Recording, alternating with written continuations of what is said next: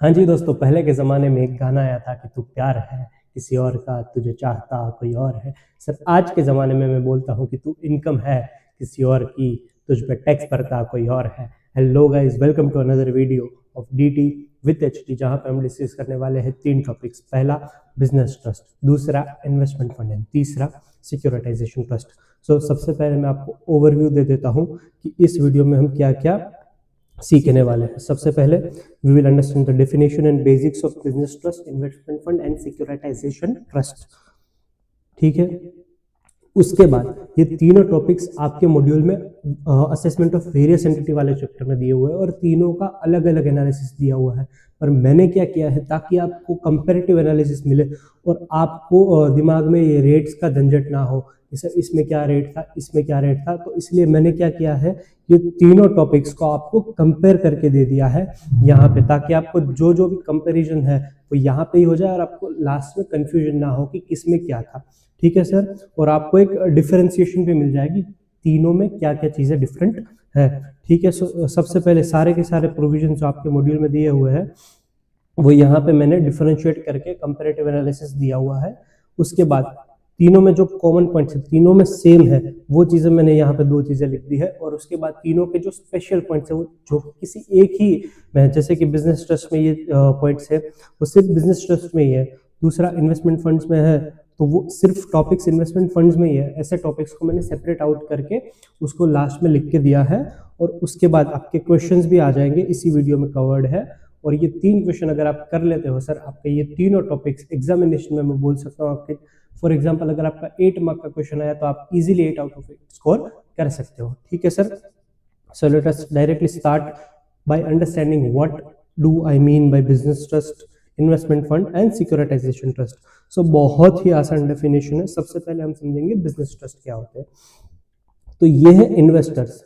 अब ये क्या करते हैं, अब ये बहुत सारे इन्वेस्टर्स है, फॉर एग्जांपल 100 पीपल, उन्होंने मिलकर एक बिजनेस ट्रस्ट बनाया और ये बिजनेस ट्रस्ट इन्वेस्ट करता है एसपीवीज में। एसपीवीज मतलब स्पेशल पर्पस व्हीकल। अब मैं आपको इसका पर्पस समझाता हूँ। फॉर एग्जांपल सर, आपको लगता है कि अगर मैं कोई बड़ी सी बिल्डिंग बना देता हूँ, फॉर एग्जांपल अंधेरी में जो वी वर्क बिल्डिंग है मुंबई में, वहां से मैं रेंटल इनकम कमा सकता हूँ। पर क्या आप बीइंग एन इंडिविजुअल उतना बड़ा बिल्डिंग बना सकते हो? क्या आपका उतना कैपेसिटी है? एंड क्या आप उसे मैनेज भी कर पाओगे आगे जाके? Sir nearly impossible. सो ये लोग क्या करते हैं, अगर पर आपको यही है कि मुझे रेंटल इनकम ही कमाना है, मुझे रियल एस्टेट में ही इन्वेस्ट करना है, या तो आपका व्यू ये है कि मुझे इंफ्रास्ट्रक्चर में इन्वेस्ट करना है, फॉर एग्जाम्पल रोड्स, ब्रिजेस वगैरह, पर क्या आप बीइंग एन इंडिविजुअल ये कर सकते हो? सर ना जी ना, नहीं कर सकते। क्या आप गवर्नमेंट स्कीम में पैसा लगा सकते हो? नहीं लगा सकते। तो इस तरीके से ये इन्वेस्टर्स जो कि ये चाहते हैं कि रियल एस्टेट एंड इंफ्रास्ट्रक्चर से पैसा कमाया जा सकता है, वो लोग मिलके एक बिजनेस ट्रस्ट बना सकते हैं। अब बिजनेस ट्रस्ट के वेरियस प्रोजेक्ट चलते हैं थ्रू एसपीवीज। एसपीवीज मतलब स्पेशल पर्पस व्हीकल। सर कुछ हार्ड नहीं, ये इंडियन कंपनीज होती है। क्या बोला मैंने? इंडियन कंपनीज होती है, जिसमें कि ये बिजनेस ट्रस्ट का एटलीस्ट 50% वोटिंग पावर होना चाहिए। सो अगर मैं बोलता हूँ एक बिल्डिंग बना दी तो वो एक एसपीवी हो गई, दूसरी बिल्डिंग के लिए दूसरी एसपीवी। सो एक एसपीवी का काम है उसी बिल्डिंग या तो उसी प्रोजेक्ट को मेंटेन करना है। तो जितने प्रोजेक्ट्स बनते जाते हैं उतनी आपकी स्पेशल पर्पस व्हीकल बनती जाती है, जिसमें बिजनेस ट्रस्ट की एटलीस्ट 50% होल्डिंग होती है। सो अब स्पेशल पर्पस व्हीकल जो है वो रेंट कलेक्ट करके बिजनेस ट्रस्ट को देगी और बिजनेस ट्रस्ट जो रेंट आता है वो इन्वेस्टर्स में बांट देगी। पर सर आपने यहाँ पे ये रीट और इन्विट क्या लिखा है? समझते हैं, मैंने आपको 2 चीजें बोली थी, या तो आप रियल एस्टेट में पैसा लगाना चाहते हो, या तो आप इंफ्रास्ट्रक्चर यानी कि रोड्स, ब्रिजेस वगैरह में पैसा लगाना चाहते हो और वहां से जो टोल रेवेन्यू आता है वो आप कमाना चाहते हो। तो REIT being real estate investment trust, तो इनका काम क्या होता है, ये रियल एस्टेट प्रोजेक्ट्स में इन्वेस्ट करती है। रियल एस्टेट प्रोजेक्ट्स मतलब बिल्डिंग्स बनाती है और उस बिल्डिंग्स को आगे जाके रेंट पे दे देती है, और उससे जो रेंट आता है वो ये बिजनेस ट्रस्ट को ट्रांसफर कर देती है, और ये बिजनेस ट्रस्ट जो रेंट आता है उसे सारे इन्वेस्टर्स में प्रोपोर्शनेटली बांट देती है। Very simple concept but very effective. ठीक है, अब इन्वेट क्या करता है सर, ये फॉर एग्जाम्पल हाईवेज बनाता है। सो उन्होंने एक हाईवे बना दिया, अब उस हाईवे में वो टोल प्लाजा रखेगा और टोल कलेक्ट करेगा। अब जो टोल रेवेन्यू आएगा वो धीरे धीरे ये इन्वेस्टर्स में बांट दिया जाएगा। सो इनका मेन काम यही होता है, यहाँ से इनकम कलेक्ट करना और यहाँ पे बांट देना। सो इसके लिए ये बिजनेस ट्रस्ट बनाए जाते हैं। अब या तो वो रीट हो सकते हैं या तो इन्वेट, मतलब आपका जो भी इन्वेस्टमेंट टाइप है।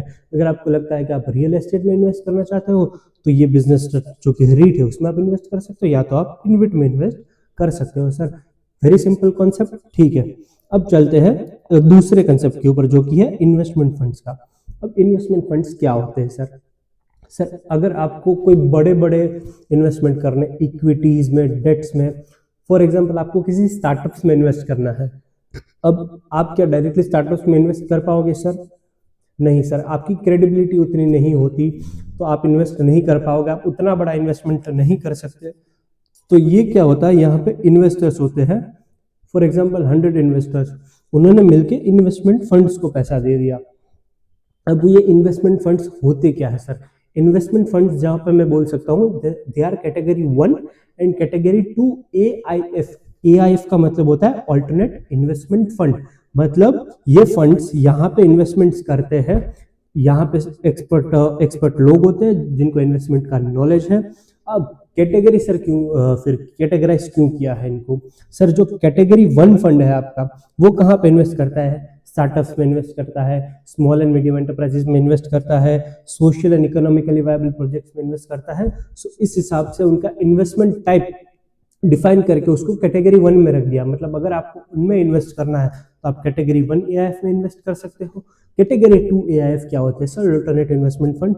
ये इंडियन इक्विटी और डेट मार्केट जो है वहां पे ये लोग इन्वेस्टमेंट कर सकते हैं। आप इनके इन्वेस्टमेंट डॉक्यूमेंट में पढ़ सकते हो, वहां पे ये क्लियरली डिफाइंड होता है कि वो लोग कहाँ कहाँ पे उनको इन्वेस्टमेंट कर सकते हैं। सो अभी इन्वेस्टर्स को उतना टाइम नहीं है, तो वो लोग क्या करते हैं, इन्वेस्टमेंट फंड को पैसा दे देते हैं, और ये इन्वेस्टमेंट फंड यहाँ पे पैसा लगा देती है, और इनका जो पैसा डिस्ट्रीब्यूशन करती है, ये यहाँ से जो पैसा आएगा इनको, फॉर एग्जाम्पल कैपिटल गेन हुआ, कोई बिजनेस इनकम हुई, कोई भी, वो यहाँ पे वो लोग बांट देते हैं। अभी इसमें स्पेशल क्या है सर, इसमें और म्यूचुअल फंड में अलग क्या है सर? 2 मिनट रुक जाइए, मैं बताता हूँ सिक्योरिटाइजेशन ट्रस्ट का डेफिनेशन बताने के बाद। सो इन्वेस्टर्स यहाँ पे सिक्योरिटाइजेशन ट्रस्ट में इन्वेस्टर्स होते हैं, और ये सिक्योरिटाइजेशन ट्रस्ट होल्ड करता है लोन्स। फॉर एग्जांपल एसबीआई के पास एक 100 करोड़ का लोन का पोर्टफोलियो पड़ा हुआ है। अब एसबीआई को लगता है कि ये लोन का पोर्टफोलियो में कलेक्ट नहीं कर पाऊंगा, ये मेरा नॉन परफॉर्मिंग एसेट जैसा हो गया है, यहाँ पे मेरे 100 करोड़ रिसीवेबल बनते हैं, बट मुझे नहीं लगता कि मैं 80 करोड़ से ज्यादा कलेक्ट कर पाऊंगा। तो ये सिक्योरिटाइजेशन ट्रस्ट जाता है उसके पास और ऑफर देता है कि चलो मैं आपका लोन का पोर्टफोलियो 85 या तो 90 करोड़ में बाय कर लेता हूँ। फॉर एग्जांपल 90 करोड़ में ये लोन का पोर्टफोलियो जो है वो सिक्योरिटाइजेशन ट्रस्ट ने एसबीआई से बाय कर लिया।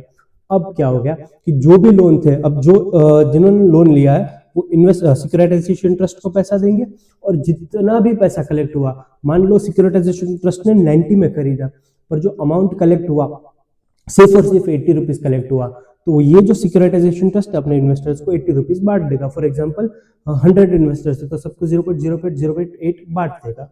अगर ज्यादा पैसा कलेक्ट होगा, 100 का 100 कलेक्ट हो गया तो सिक्योरिटाइजेशन ट्रस्ट का फायदा होगा, वो पैसा ये इन्वेस्टर्स में बांट देगा। Very simple concept. और ये होल्ड क्या करता है सर?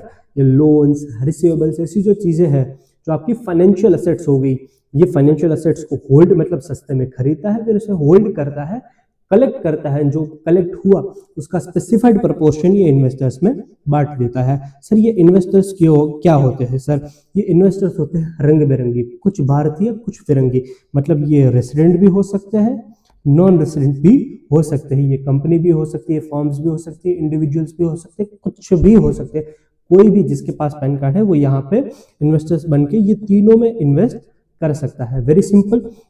अब मैं एक स्पेसिफाइड पॉइंट आपको बताना चाहता हूं कि यहाँ पे मैंने लिखा है कैटेगरी 1 और 2 AIF।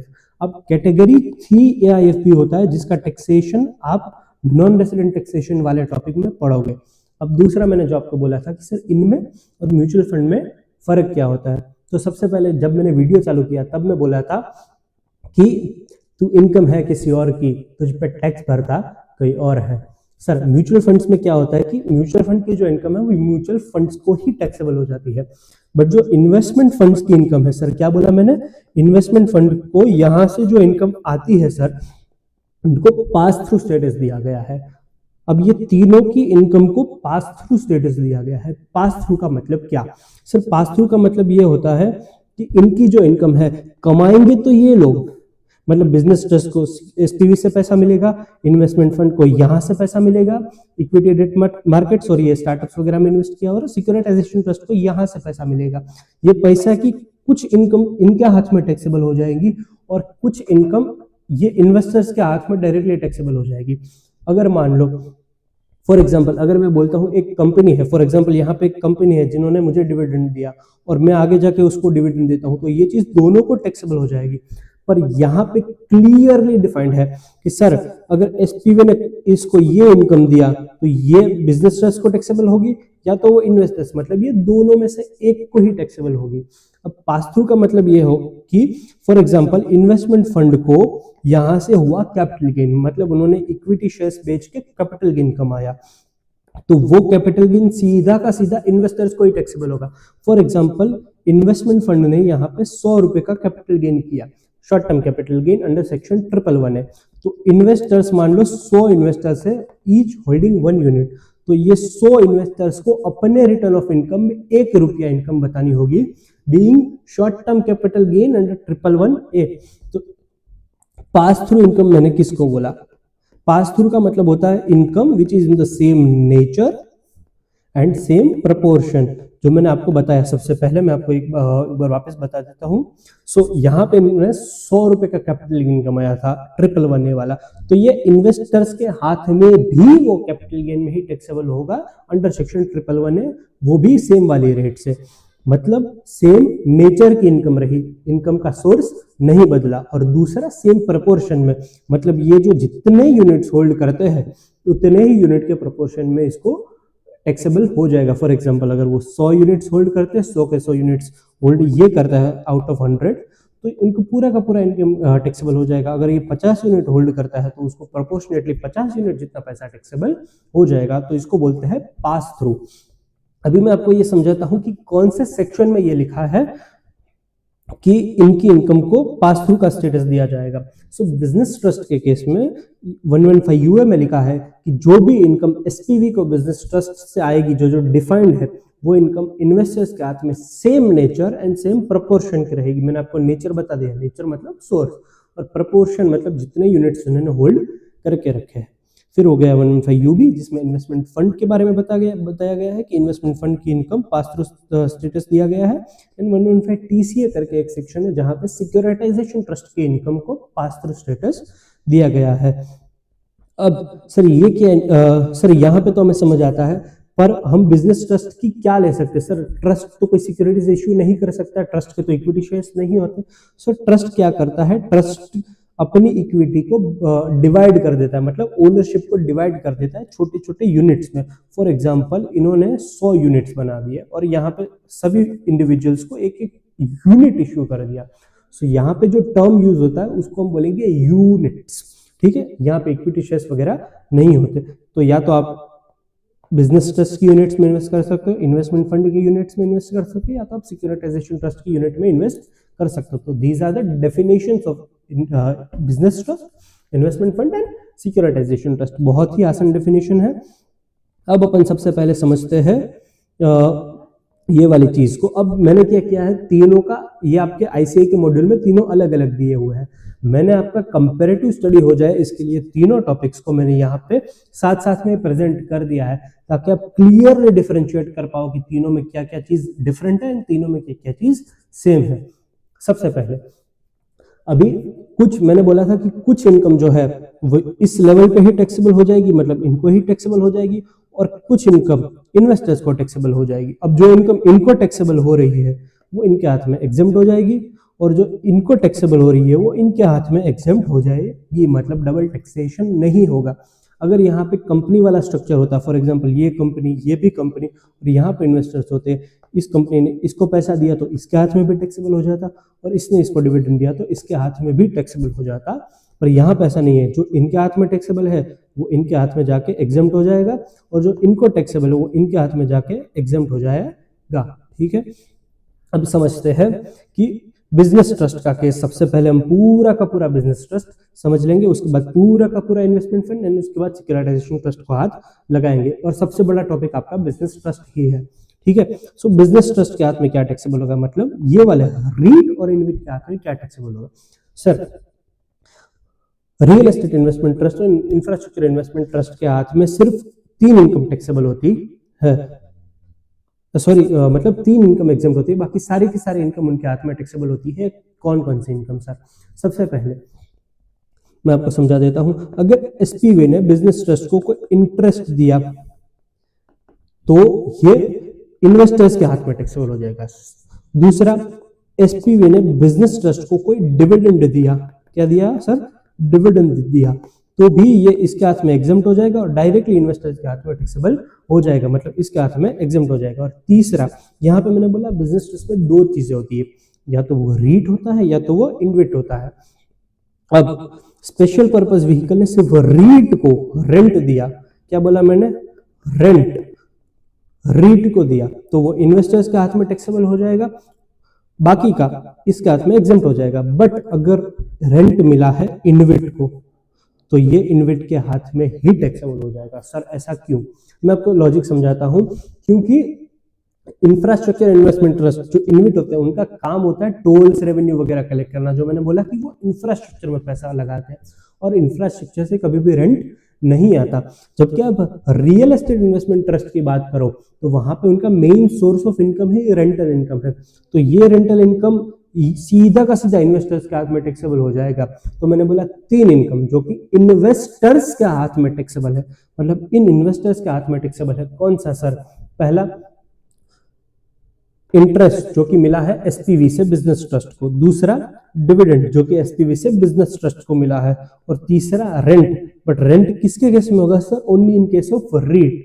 सर सेक्शन नंबर कहां पे ये एग्जम्प्ट किया हुआ है? सो अगर आपको रेंट मिलता है तो वो एग्जम्प्ट किया है सेक्शन 1023 एफसीए में, और इंटरेस्ट इन डिविडेंड ये दोनों जो चीजें हैं वो आपकी एग्जम्प्ट किया है अंडर सेक्शन 1023 सी। मतलब अगर बाकी की कोई इनकम आती है in case of unit holders, तो यूनिट होल्डर के हाथ में सारे की सारे इनकम एग्जम्प्ट हो जाएगी और ये सिर्फ तीनों इनकम टैक्सेबल हो जाएगी। सर कुछ समझ में नहीं आ रहा, तो मैं आपको यहाँ पे एक लिख के बताता हूं। सो इनके हाथ में क्या टैक्सेबल होगा? अब जो स्पेशल पर्पस व्हीकल से इनको डिस्ट्रीब्यूशन जाता है उसकी बात कर रहा हूं मैं यहाँ पे। उसमें से यहाँ पे इन्वेस्टर्स के हाथ में क्या टैक्सेबल होगा? सर पहले यहाँ पे टैक्सेबल हो जाएगा डिविडेंड। जस्ट अ सेकंड, एक आईपैड अटक रहा है मेरा। यस ठीक है, सो हो गया dividend. Yes it is fine now. Dividend हो गया, इंटरेस्ट हो गया एंड रेंट हो गया जो कि मिला है फ्रॉम रीट, रेंट मिला जो कि रीट को मिला। ये 3 इनकम इन्वेस्टर्स के हाथ में टैक्सेबल हो जाएगी। बाकी की कोई भी इनकम है सर, कोई भी मतलब कोई भी इनकम है जो बिजनेस ट्रस्ट ने कमाई, तो मतलब ये पर्पस के लिए नहीं कमाई गई है, तो वो इनकम सीधा का सीधा बिजनेस ट्रस्ट के हाथ में टैक्सेबल हो जाएगी। क्योंकि हमारा पर्पस ये था इन्वेस्ट बीइंग एन इन्वेस्टर्स की हमें क्या इनकम चाहिए सर? हमें एसपीवी से रेंटल इनकम कमानी है। फिर अगर एसपीवी को पैसों की जरूरत है तो बिजनेस उसको लोन भी दे सकता है, और एसपीवी कंपनी है तो सर कंपनी डिविडेंड भी इशू करती है, तो वो ये तीनों इनकम इन्वेस्टर्स को टैक्सेबल हो जाएगी। बाकी की कोई भी इनकम है, फॉर एग्जांपल बिजनेस ट्रस्ट ने किसी एक और कंपनी में इन्वेस्टमेंट करके रखा है जहां पे उसका 50% से कम शेयर है, तो वो उसकी एसपीवी नहीं की जाएगी, तो वो इनकम सीधा का सीधा बिजनेस ट्रस्ट को टैक्सेबल हो जाएगी। अब बिजनेस ट्रस्ट ने क्या किया? एसपीवी के शेयर्स बेच दिए तो उसको कैपिटल गेन हो जाएगा, तो कैपिटल गेन की इनकम भी बिजनेस ट्रस्ट के हाथ में टैक्सेबल हो जाएगी। मतलब ये 3 इनकम के अलावा कोई भी इनकम होगी वो सीधा का सीधा business trust being an REIT या तो इन्विट के हाथ में टैक्सेबल हो जाएगी। Sir very clear. और यहाँ पे इन्वेस्टर्स के हाथ में कोई भी इनकम एग्जेम्प्ट होती है तो वो होती है अंडर सेक्शन 1023D। सर अगर आपको इतना कंफ्यूजिंग लग रहा है, मैं आपको गारंटी देता हूँ कि क्वेश्चन करने के बाद ये टॉपिक्स आपके बहुत आसान हो जाएगा। आपको सिर्फ यही याद रखना है कि सर कौन सी इनकम इन्वेस्टर्स के हाथ में टैक्सेबल होती है और कौन सी income business trust, investment fund या तो सिक्योरिटाइजेशन ट्रस्ट के हाथ में टैक्सेबल होती है। सर बिजनेस ट्रस्ट के केस में आप देखोगे सिर्फ 3 ही इनकम आपको याद रखनी है। पहला इंटरेस्ट फ्रॉम एसपीवी, दूसरा डिविडेंड फ्रॉम एसपीवी एंड तीसरा rent from SPV. But rent from SPV सिर्फ इन केस ऑफ रीट। ये इनकम जो है वो इन्वेस्टर्स चाहते हैं कि मुझे मिले तो वो इन्वेस्टर्स के हाथ में टैक्सेबल हो जाएगी। बाकी जो मिसलेनियस इनकम है वो अपने बिजनेस ट्रस्ट के हाथ में ही टैक्सेबल हो जाएगी। सर किस तरीके से टैक्स हो जाएगी और कौन सा टैक्स रेट लगेगा और क्या उसके ऊपर कुछ टीडीएस कटेगा या नहीं कटेगा। सर बहुत आसान सा सेक्शन में आपको बता देता हूं। अब यहाँ पे in hands of trust all income taxable except those 3। तो यहाँ पे हम टाइमिंग ऑफ टैक्सेबिलिटी देख लेते हैं कि ये कौन से टाइम पे टैक्सेबल होगा। अब मान लो मैं आपको 2 ऑप्शन देता हूं, या तो एसपीवी ने बिजनेस ट्रस्ट को मान लो 100 रुपया दिया तब टैक्सेबल होगा, या तो ये इनकम इन्वेस्टर्स को इसने मान लो 100 का 100 रुपया बांट दिया, डिस्ट्रीब्यूट कर दिया, ये बांटने के टाइम पे टैक्सेबल होगा या तो यहां से इसको पैसा मिला तब टैक्सेबल होगा। Correct answer in case of business trust ये आंसर है कि ये बिजनेस ट्रस्ट जब अपने इन्वेस्टर्स को ये 100 रुपया बांटेगा तब टैक्सेबल होगा। क्या बोला मैंने? बांटेगा तब टैक्सेबल होगा। अगर मान लो 100 इसने इसको दिए और इसने सिर्फ 90 रुपीज ही डिस्ट्रीब्यूट किए तो क्या 100 टैक्सेबल होगा? 90 होगा। सर सिर्फ 90 टैक्सेबल होगा। तो यहाँ पे एकदम चीज क्लियर है कि ये 3 income dividend, interest and rent जो कि रेट को मिल रहा है, ये तीनों इनकम इन्वेस्टर्स के हाथ में टैक्सेबल हो जाएगी। और टाइमिंग क्या रहेगा? सर जब बिजनेस ट्रस्ट ने इन्वेस्टर को डिस्ट्रीब्यूट कर दिया तब ये टैक्सेबल हो जाएगी। ठीक है सर। अब इसके बाद टैक्स रेट क्या रहेगी? सर अब मैंने बोला कि कुछ इनकम जो बिजनेस ट्रस्ट को ही टैक्सेबल होती है। सर कौन कौन सी इनकम? सर 3 इनकम के अलावा कोई भी इनकम। सर कोई भी इनकम। 3 इनकम क्या थी? Rent, interest, dividend. तो इनके अलावा क्या क्या इनकम आ सकती है? सर तो पहले जो ये जो स्पेशल रेट वाली कैपिटल गेन की इनकम है जो बिजनेस ट्रस्ट को हो रही है, वो बिजनेस ट्रस्ट को जो नॉर्मल रेट लगता है कैपिटल गेन के ऊपर वही रेट लग जाएगी। जैसे कि 112 में 12.5%, फिर 112A में 12.5% इन एक्सेस ऑफ 1,25,000, फिर 111 अगर है तो वो 20%। अगर बाकी के कोई भी इनकम होती है तो वो सीधा का सीधा एमएमआर पे टैक्सेबल हो जाएगी, यानी कि मैक्सिमम मार्जिनल रेट।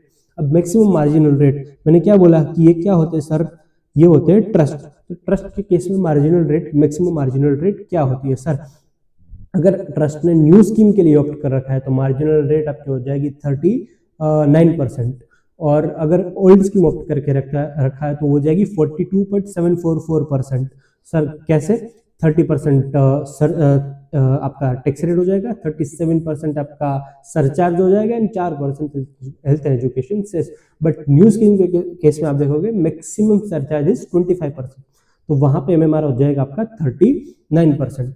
ठीक है सर। ये आपने एमएमआर बाकी के चैप्टर्स में भी देखा होगा, तो यहाँ पे मैं आपको सिर्फ एमएमआर बता देता हूँ। सो ये 3 इनकम जो बिजनेस ट्रस्ट को टैक्सेबल हो रही है उसका टैक्स रेट क्या होगा? ये बाकी बिजनेस ट्रस्ट की कोई भी इनकम हो उसको एमएमआर पर टैक्स लग जाएगा। सर क्या आप एग्जांपल दे सकते हो? यस। अब मैंने बोला था कि इससे एसपीवी से अगर बिजनेस ट्रस्ट को कोई रेंट वगैरह मिलता है, इंटरेस्ट डिविडेंड वगैरह मिलता है, पर तो वो सीधा का सीधा इन्वेस्टर्स को टैक्सेबल हो जाएगा। पर अगर मान लो इन बिजनेस ट्रस्ट ने कुछ रिलायंस के शेयर खरीद रखे हैं और जो कि सिर्फ 1% ऑफ रिलायंस है, तो क्या रिलायंस को एसपीवी बोल सकता हूं? सर नहीं बोल सकते।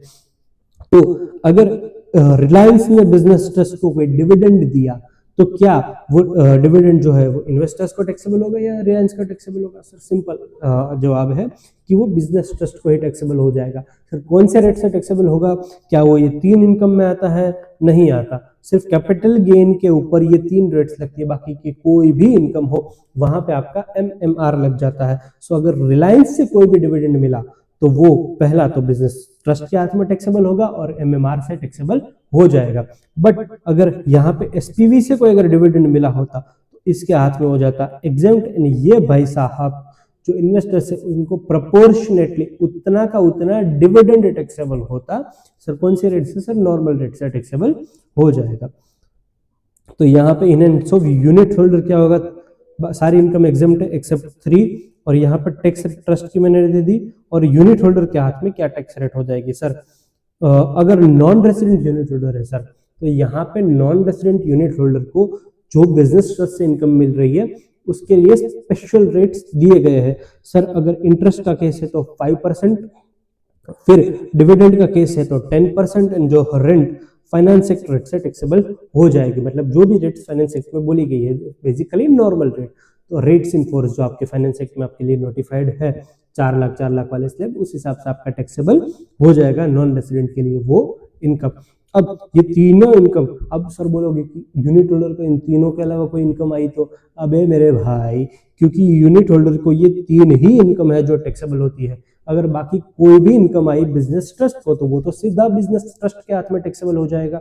सो ये सिर्फ 3 ही इनकम है जो यूनिट होल्डर्स को टैक्सेबल होती है। सो अगर आपका रेसिडेंट यूनिट होल्डर है सर, तो कैसे याद रखें?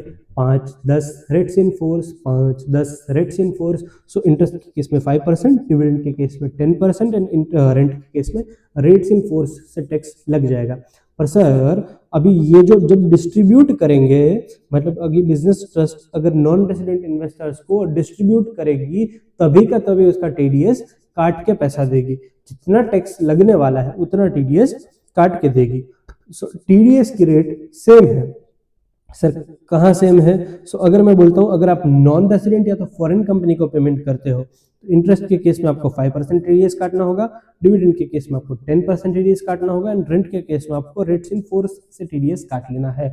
मतलब बेसिकली आपको 30% प्लस सरचार्ज प्लस सेस जोड़ के पैसा काट लेना है। अगर वो कंपनी है तो रिस्पेक्टिव 35% प्लस आप हेल्थ एजुकेशन सेस कर लो, अगर सरचार्ज लग रहा है तो लगा लो।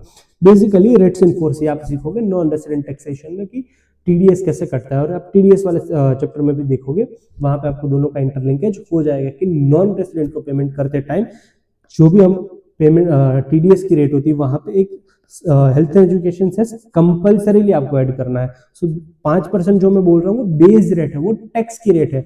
यस, यहाँ पे सरचार्ज भी ऐड होगा और अगर सेस भी ऐड होगा। Surcharge if applicable, cess always add होता है। ठीक है, तो नॉन रेसिडेंट तो फॉरेन कंपनी के हाथ में इंटरेस्ट 5%, डिविडेंड 10%, एंड जो रेंट है जो कि रेट को मिल रहा है वो रेट्स इन फोर्स से टैक्सेबल हो जाएगा। फिर सर रेसिडेंट यूनिट होल्डर, अभी रेसिडेंट के केस में तो बहुत सिंपल है सर। मैंने क्या बोला था? पास थ्रू स्टेटस है। मतलब अगर मुझे इंटरेस्ट इनकम मिल रहा है, मतलब अगर बिजनेस ट्रस्ट को इंटरेस्ट का इनकम मिल रहा है तो मेरे हाथ में भी वो इंटरेस्ट किया जाएगा। अब मैं बीइंग अ रेसिडेंट, मुझे कितना टैक्स लगता है सर रेंट पे, इंटरेस्ट पे और dividend pay? Sir normal tax rate लगता है। तो यस, यहाँ पे फाइनेंस एक्ट में जो रेट दिया नॉर्मल रेट, जो आपके स्लैब रेट्स होते हैं उस पर टैक्सेबल हो जाएगा। पर यहाँ पे क्या बोलते हैं, यहाँ पे टीडीएस भी काटना पड़ेगा। जब डिस्ट्रीब्यूशन होता है वो टीडीएस होता है 10%। अभी लास्ट ईयर तक यहाँ पे कुछ अलग अलग हुआ करता था। अब आप एक चीज श्योर शॉट याद रख सकते हो कि अगर यहाँ पे रेसिडेंट को कोई भी डिस्ट्रीब्यूशन मिलता है, बिजनेस ट्रस्ट, इन्वेस्टमेंट फंड या तो सिक्योरिटाइजेशन, रेसिडेंट है सीधा का सीधा 10% टीडीएस, ज्यादा कुछ सोचना ही नहीं है। मतलब अगर रेसिडेंट को कोई भी ऐसी इनकम मिलती है जो कि इन्वेस्टर्स के हाथ में टैक्सेबल होने वाली है, अगर रेसिडेंट इन्वेस्टर्स है तो सीधा का सीधा 10% आप टीडीएस काट लेना। ये शॉर्टकट हो गया आपका। अभी सर टीडीएस कौन से सेक्शन में काटना है? सर टीडीएस आपको काटना है सेक्शन 194 एलबीए के अंदर। सर पास थ्रू मैंने आपको पहले ही बता दिया। अब ये क्या होता है सर, आपको यहाँ पे एक चीज मैं बताता हूँ कि अब बिजनेस ट्रस्ट ने इन्वेस्टर्स को पैसा दे दिया। अब ये इन्वेस्टर्स को कैसे पता चलेगा भाई कि बिजनेस ट्रस्ट ने कितना पैसा दिया? फॉर एग्जांपल बिजनेस ट्रस्ट ने ये 90 रुपीज दिया, तो इसमें से कितना डिविडेंड है सर, कितना इंटरेस्ट है, कितना रेंट है, ये कैसे पता चलेगा? तो सर इन्वेस्टर्स जो ये बिजनेस ट्रस्ट होता है इसको इनकम टैक्स डिपार्टमेंट को भी बताना है और इन्वेस्टर्स को भी बताना है, बाइफरकेट करके। फॉर एग्जांपल मैंने इस साल में 400 यूनिट होल्डर्स थे, मैंने सबको 4-4 रुपया बांट दिया। अब 4 रुपए में से कुछ फॉर एग्जांपल 2 रुपए का डिविडेंड था, 1 रुपए का इंटरेस्ट था और 1 रुपए का रेंट था, तो मैंने उनको ब्रेकअप देना है कि आपको जो मैंने 4 रुपया दिया है ड्यूरिंग द ईयर, उसमें से इतना डिविडेंड है, उतना इंटरेस्ट है और इतना आपका रेंट है। तो ये डिस्ट्रीब्यूशन ये आपको बताना पड़ेगा। अब ये आपको इनकम टैक्स डिपार्टमेंट को भी बताना है और इन्वेस्टर्स को भी बताना है। क्या मैंने यहाँ पर डेट्स लिखी हुई है? मैं एक बार डेट्स भी लिख लेता हूँ कब तक आपको बताना है। ये आपको कंपलसरी रिटर्न फाइलिंग हो गया, यहाँ पर नहीं लिखा ना, मैं आपको एक बार बता देता हूँ। यहाँ पे आपका एक ही मिनट में आपको यहाँ पे ऐड कर देता हूँ। डिटेल्स ऑफ ब्रेकअप अपन लिख लेते हैं। Details of breakup to unit holders भी आपको देना है एंड टू आपको डिपार्टमेंट को भी देना है ये चीज आपको। और सर कौन सी डेट तक देना है? आपको डिपार्टमेंट को देना है तीनों के केस में 15 जून तक देना है एंड यूनिट होल्डर को ये 30 जून तक आप स्टेटमेंट दे सकते आफ्टर फाइनेंशियल ईयर एंड। मतलब आपका 31 मार्च को जब ईयर खत्म होता है, आपने पूरे साल के लिए जो इनकम कमाई उसका आपने जो डिस्ट्रीब्यूशन किया उसका जो ब्रेकअप है वो आपको डिपार्टमेंट को भी देना है एंड यूनिट होल्डर को भी देना है, ताकि डिपार्टमेंट भी क्रॉस वेरीफाई कर सके।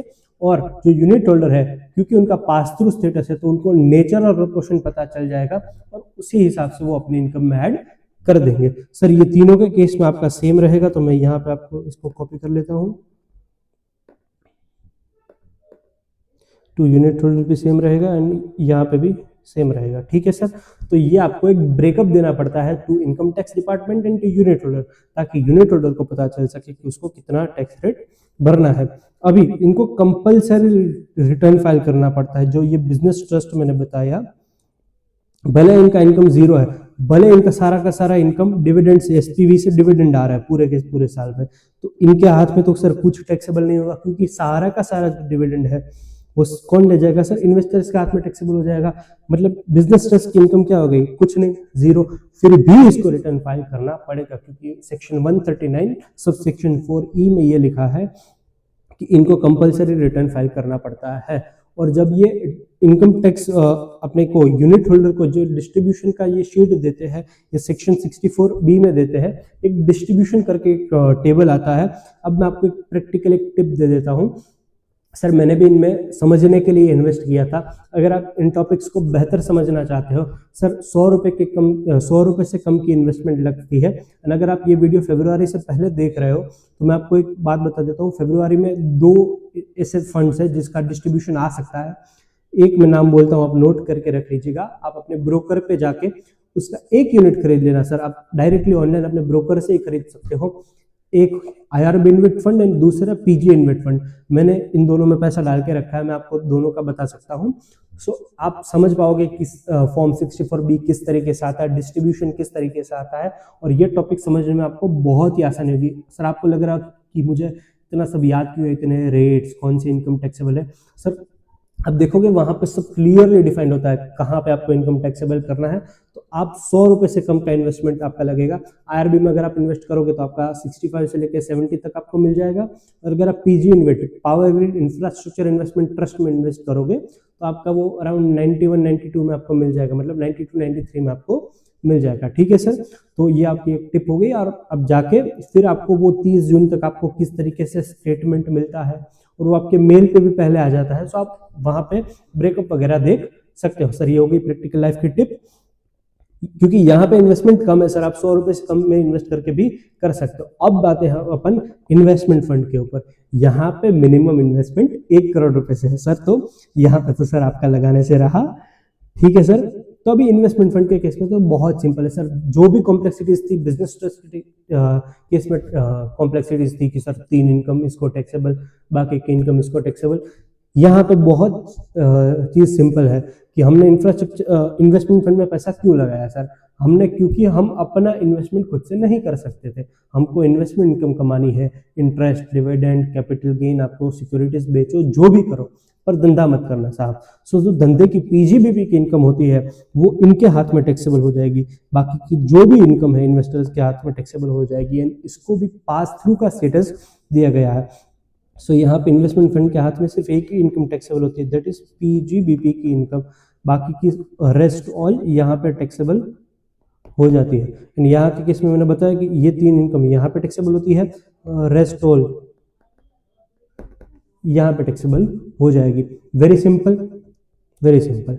अब मैं ना एक काम करता हूँ, आपको साथ साथ में सिक्योरिटाइजेशन ट्रस्ट भी बता देता हूँ, because it is very simple. Securitization trust के हाथ में 0, कुछ भी इनकम टैक्सेबल नहीं होगा, और सारी की सारी all income from securitization activities, जो ये सिक्योरिटाइजेशन एक्टिविटीज करती है, लाइक ये लोन से पैसा लिया और इन्वेस्टर्स में बांट दिया, ये सारी की सारी इनकम इन्वेस्टर्स के हाथ में ही टैक्सेबल हो जाएगी। सर इसके हाथ में कुछ इनकम टैक्सेबल नहीं होगी। अपार्ट फ्रॉम सिक्योरिटाइजेशन एक्टिविटीज को इनकम है तो वो इसके हाथ में टैक्सेबल हो जाएगी, बाकी सिक्योरिटाइजेशन वाली सारी की सारी इनकम इसके हाथ में टैक्सेबल हो जाएगी। मतलब ये टॉपिक तो बहुत ही आसान है, आपको सोचना ही नहीं है। जो भी इनकम इस यहाँ से इसको आया तो सारा का सारा इनकम यहाँ पे टैक्सेबल हो जाएगा।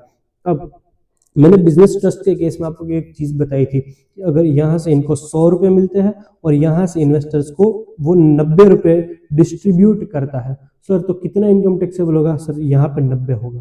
पर इन दोनों के केस में अगर इसने यहाँ से इसको 100 रुपये आया तो भले ये डिस्ट्रीब्यूट करे ना करे, ये पूरा का पूरा 100 रुपीज जो है यहाँ पे टैक्सेबल इन्वेस्टर्स को हो जाएगा। मतलब यहाँ पे एक लाइन लिखी हुई है कि यहाँ पे भी वैसा ही है कि डिस्ट्रीब्यूशन टैक्सेबल होगा, बट यहाँ पे एक डीम्ड फिक्शन आपका लगता है कि अगर बिजनेस ट्रस्ट को छोड़ दो पर इन्वेस्टमेंट फंड और सिक्योरिटाइजेशन ट्रस्ट ने अपने इन्वेस्टर्स को पैसा दिया नहीं दिया मतलब नहीं है। जो भी पैसा इन्वेस्टमेंट फंड और सिक्योरिटाइजेशन ट्रस्ट को यहाँ से मिला है, it is deemed to be distributed to investors on last day of previous year. मतलब यहाँ से इसने 100 रुपया कमाया और 90 रुपये ही यहाँ पे दिया, कितना टैक्सेबल होगा? सर पूरा का पूरा 100 होगा। सर बाकी का 10 हम ये मान लेंगे कि it is deemed to be distributed on the last day of previous year, मतलब 31 मार्च को ये पैसा डिस्ट्रीब्यूट कर दिया। सर अगर नहीं किया एक्चुअली तो अरे हम मान रहे हैं कि किया है सर, मतलब ये इसी साल में टैक्सेबल हो जाएगा सर, ठीक है आपका। मतलब मैं आपको मोटा मोटी बोलूं तो यहाँ पे अपन एक ऐसा बोल सकते हैं समझने के लिए कि यहाँ पे कैश बेसिस लगता है और यहाँ पे अक्रूवल बेसिस लगता है। तो ये दोनों को अपन साथ साथ में पढ़ते हुए चलेंगे। So in case of unit holder मैंने आपको बताया क्या क्या टैक्सेबल होगा। सर यहाँ पे सारी इनकम टैक्सेबल हो जाएगी, यहाँ पे भी सारी इनकम टैक्सेबल हो जाएगी, यहाँ पे सिर्फ पीजीबीपी टैक्सेबल होगी, यहाँ पे कुछ टैक्सेबल होगा नहीं। देख लेते हैं। सो यहाँ पे in hands of trust, so trust के हाथ में सारी की सारी इनकम एग्जेम्प्ट है, सिर्फ एक ही इनकम टैक्सेबल है जो कि है आपकी पीजीबीपी इनकम। सर सेक्शन कौन सा है आपका? सेक्शन आपका 1023 FB है, जो एग्जामिशन का सेक्शन है इन हैंड्स ऑफ ट्रस्ट, वहां पे 1023 FB है। यूनिट होल्डर के हाथ में 1023 FB भी लगता है जो पीजीबीपी इनकम के लिए है। सर मतलब पीजीबीपी इनकम सिर्फ इन्वेस्टमेंट फंड के हाथ में टैक्सेबल, बाकी की जो भी इनकम है वो इन्वेस्टर्स के हाथ में टैक्सेबल। यहाँ तो कुछ है ही नहीं सर, यूनिट होल्डर के हाथ में ही सारा का सारा इनकम टैक्सेबल हो रहा है। फिर टाइमिंग ऑफ टैक्सेबिलिटी मैंने आपको पहले ही बता दिया कि if it is not distributed it is deemed to be distributed on the last day of previous year. Sir आपकी टैक्स रेट क्या रहने वाली है यहाँ पे?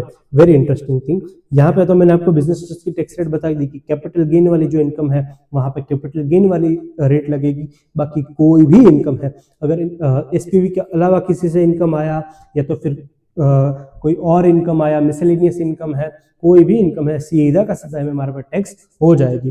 पर यहाँ पे जो है, क्योंकि देखो सिक्योरिटाइजेशन ट्रस्ट को तो पहले टैक्स लगने ही नहीं वाला, तो वहां पर नॉट एप्लीकेबल कर देते हैं। एंड यहाँ पे सॉरी यहाँ पे आएगा इन्वेस्टमेंट फंड आपका। If your investment fund is, so अगर आपका इन्वेस्टमेंट फंड जो कि मैंने बताया कि इक्विटी डेट वगैरह में इन्वेस्ट करता है, अगर आपका वो कंपनी या तो फर्म है, पार्टनरशिप फर्म, तो हम कौन सी रेट लेंगे? सर हम लेंगे फाइनेंस एक्ट वाली रेट। कहा गया? फाइनेंस एक्ट वाली रेट लेंगे। सर मतलब क्या? सर अगर कंपनी है 2 साल पहले का टर्नओवर 400 करोड़ से कम है तो 25%, या तो अगर नहीं है तो 30%। अगर 115 BAA के लिए ऑप्ट कर रखा है तो आपका हो जाएगा 25.168%, यानी कि 22 + 10 + 4 जो आपने बेसिक्स में सीखा होगा। मतलब कंपनी को कंपनी वाली रेट लगेगी, फर्म को फर्म वाली रेट लगेगी 30%। अगर 1 करोड़ से ऊपर गया तो सरचार्ज वगैरह भी लग जाएगा। सो ऑल जो आपने अपने बेसिक वाले चैप्टर में पढ़ के रखा है वही वाली कंपनी या तो फर्म को रेट लग जाएगी। बट अगर कंपनी या तो फर्म के अलावा कोई भी और एंटिटी है, ये इन्वेस्टमेंट फंड या तो कंपनी है या तो फर्म है, तो इनको फाइनेंस रेट वाली रेट लगेगी। और अगर वो नहीं है तो उसको सीधा का सीधा MMR लग जाएगा। सर बिजनेस ट्रस्ट में ऐसा क्यों नहीं था? क्योंकि इनको कंपल्सरीली ट्रस्ट फॉर्मेट बनाना पड़ता है, तो इनकी इनकम सीधा एमएमआर पे जाएगी। यहाँ पे इनकम अगर देखो फॉर एग्जांपल यहाँ पे अगर ये ट्रस्ट फॉर्मेट में है तो इनकी इनकम भी एमएमआर पे जाएगी। अगर ट्रस्ट फॉर्मेट में नहीं है, कंपनी फॉर्मेट में है तो कंपनी वाली रेट लगेगी, और अगर फॉर्म फॉर्मेट में तो फॉर्म वाली रेट लग जाएगी, बाकी के फॉर्मेट में एमएमआर लग जाएगा। डिटेल्स ऑफ ब्रेकअप जो आपको मैंने बताया वो सेम रहेगा। फिर यहाँ पे नॉट एप्लीकेबल ये हो गया। अब टैक्स रेट जो है, अब सर इन्वेस्टर्स को क्या टैक्स रेट लगेगी? इन्वेस्टर्स का तो मैंने आपको पहले ही बता दिया कि same nature same proportion, same nature same proportion. यहाँ पे मतलब कि आपका जो है रेसिडेंट और नॉन रेसिडेंट दोनों के केस में यहाँ पे सेम है। देखो मैंने बोला बिजनेस ट्रस्ट में लफड़ा है, बिजनेस ट्रस्ट में अलग अलग रेट्स दिए हुए इंटरेस्ट के केस में 5, 10 रेट्स इन फोर्स, वापस बोलो 5, 10 rates in force, interest, dividends and rent. यहाँ पे नेचर ऑफ इनकम के हिसाब से ही टैक्स लगता है। और अभी टीडीएस के रेट्स की बारी आई, तो टीडीएस कैसे कटता है सर? देखो अगर नॉन रेसिडेंट, एक गांठ बांध लो, नॉन रेसिडेंट को जितना भी टैक्स लगता है उतना ही उसका टीडीएस काटेगा। तो यहाँ पे अगर 5% टैक्स लग रहा है तो 5% टीडीएस कटेगा, यहाँ पे 10% तो 10%। उसी हिसाब से ये सब जगह पे देख रहे हो आप, नेचर ऑफ इनकम के हिसाब से टैक्स कटेगा। फॉर एग्जाम्पल अब सेक्शन 115A करके आप एक सेक्शन पढ़ोगे नॉन रेसिडेंट टैक्सेशन में, वहां पे इंटरेस्ट, डिविडेंड, रॉयल्टी, एफटीएस वगैरह के टैक्स रेट्स आपको दी हुई है। तो मान लेते हैं इंटरेस्ट के केस में आपकी 20% रेट है, तो इनको 20% टैक्स लग रहा है तो 20% टीडीएस कटेगा। जिस हिसाब से नॉन रेसिडेंट को टैक्स लग रहा है जिस इनकम पे, उसी हिसाब से यहाँ पे टैक्स आपका कट जाएगा। पर आप रेसिडेंट को पेमेंट करते हो तो मैंने पहले ही बोला कि रेसिडेंट को कभी भी पेमेंट करते हो आपको कितनी टीडीएस काटना है? 10%। ठीक है सर। अभी यहाँ पे as per the nature of income सभी जगह पे रेसिडेंट को टैक्स लग जाएगा, क्योंकि इसका नेचर है पास थ्रू। अब यहाँ पे पास थ्रू में आप सेम मिस्टेक मत करना। अगर इन्होंने जो भी पैसा कमाया, यहाँ पे इन्होंने 100 रुपया कमाया, जिसमें से फॉर एग्जांपल 40 आपका कैपिटल गेन है और 60 आपका अदर सोर्सेस है, तो आपको भी सेम इन्वेस्टर्स को भी 40 कैपिटल गेन में टैक्सेबल करना है, 60 आपका अदर सोर्सेस में टैक्सेबल करना है। फॉर एग्जांपल आपके 100 यूनिट ओनर्स, तो सबको 0.4 कैपिटल गेन में टैक्सेबल करना है, 0.6 अदर सोर्सेस में टैक्सेबल करना है। टीडीएस की रेट सिंपल है सर, रेसिडेंट के केस में 10% और नॉन रेसिडेंट के केस में अगर आप बिजनेस ट्रस्ट से मिल रहा है तो 5, 10 रेट्स इन फोर्स। अगर आपको इन्वेस्टमेंट फंड या तो सिक्योरिटाइजेशन ट्रस्ट से पैसा मिल रहा है तो यहाँ पे rates in force finance act वाली रेट्स, यहाँ पे रेट्स इन फोर्स आ गया सर। Very simple. यहाँ पे टीडीएस कौन सा सेक्शन में काटना है सर? 194 LBB में काटना है। सिक्योरिटाइजेशन ट्रस्ट में 194 LBC में आपका काटना है। पास थ्रू इनकम का स्टेटस कहाँ पे दिया गया है? 115 UB, 115 TCA।